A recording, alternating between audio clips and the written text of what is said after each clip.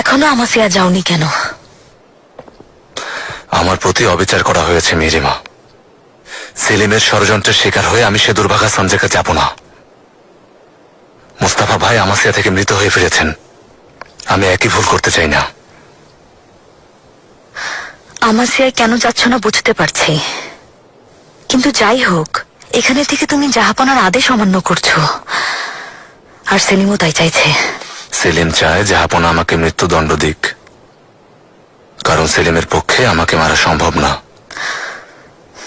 সেলিম জাহাপনাকে চিঠিতে সৈন্য সংগ্রহের কথা লিখেছে, জানিয়েছে তুমি সৈন্য প্রস্তুত করছো।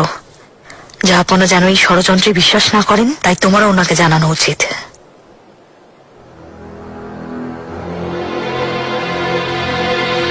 বিয়াসিত, কি হয়েছে? তুমি সৈন্য সংগ্রহ করছো না তো? তুমি কি ভাবছো মিরিমা ধীরে ধীরে আমাকে হত্যার পরিকল্পনা করবে আর আমি চুপচাপ বসে থাকবো? আমার বিশ্বাস হচ্ছে না। কিভাবে করলে? আম্মাকে না কথা দিয়েছো?